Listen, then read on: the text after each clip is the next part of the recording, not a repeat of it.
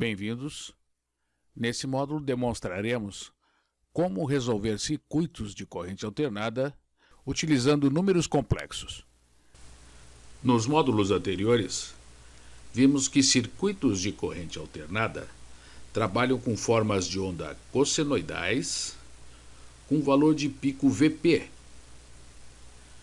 frequência ômega igual a 2π sobre t, onde t é o período, e fase θv, que faz com que o pico da cossenoide se desloque no tempo. Vimos também que essa forma de onda pode ser representada como um fasor, cujo módulo é Vp e a fase é θv. Muito bem.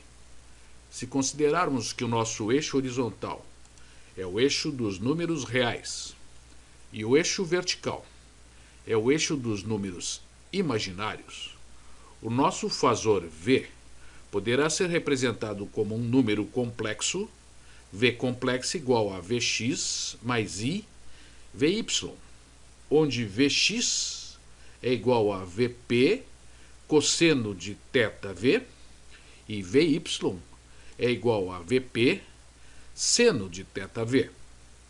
Vejamos um exemplo de resolução de circuitos de corrente alternada utilizando números complexos. Temos aqui um circuito no qual as fontes estão ligadas em delta e as cargas em Y. São conhecidos os valores das fontes e das cargas. Desejamos calcular I1, I2 e I3. Primeiramente, vamos representar os fasores VA, VB e VC como números complexos. O fasor VA corresponderá ao número complexo VA 60 cosseno de menos 240 mais I vezes 60 seno de menos 240. Vamos ver como fica essa expressão no Wx máxima. Menos 240 vezes, aqui temos que converter menos 240 graus para radiano. Então vamos multiplicar por π sobre 180.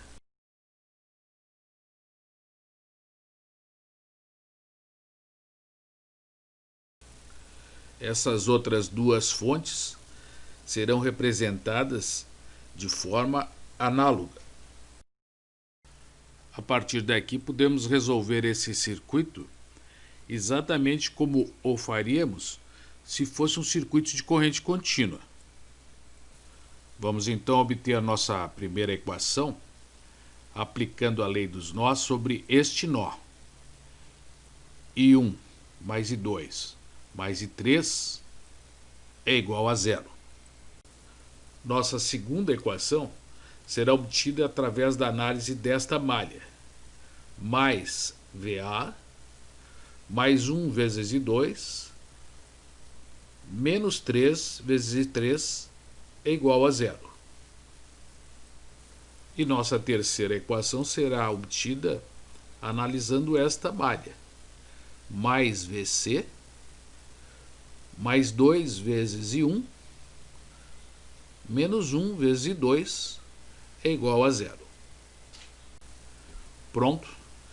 Temos aqui o nosso sistema com 3 equações e as 3 incógnitas, I1, I2 e I3.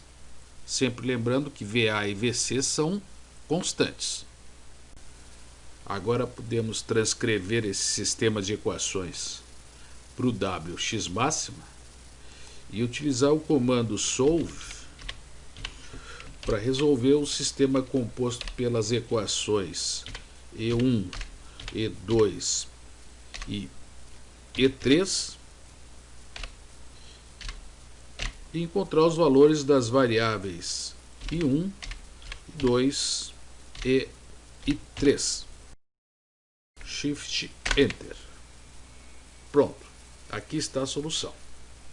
Agora vamos explorar o resultado encontrado utilizando como exemplo a variável I3.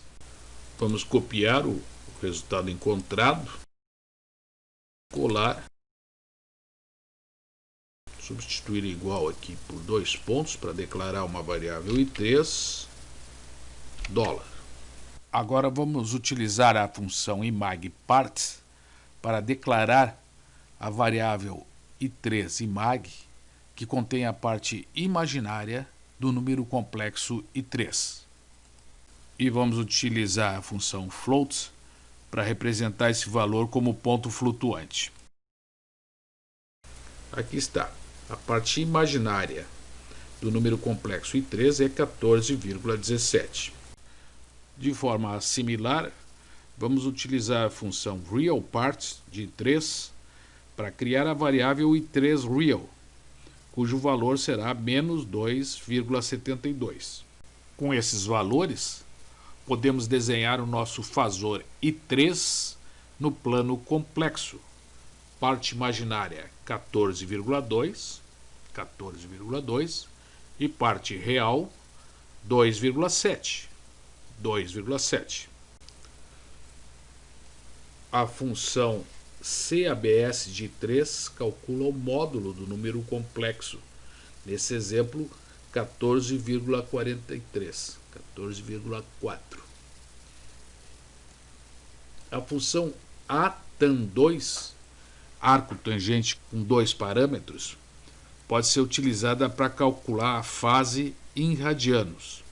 O primeiro parâmetro é a parte imaginária de I3 e o segundo, a parte real de I3. A fase em radianos é 1,76, 1,8 radianos. Se quisermos a fase em graus, basta multiplicar o valor em radianos vezes 180 sobre π. O valor em graus será 100,89 graus. 100,89 graus. Isso é, o fazor que representa a corrente I3 terá módulo 14,4 e fase 100,89 graus. Os demais fazores I1 e I2 são calculados de forma análoga. E com isso terminamos esse módulo, que demonstrou o uso de números complexos na resolução de circuitos de corrente alternada.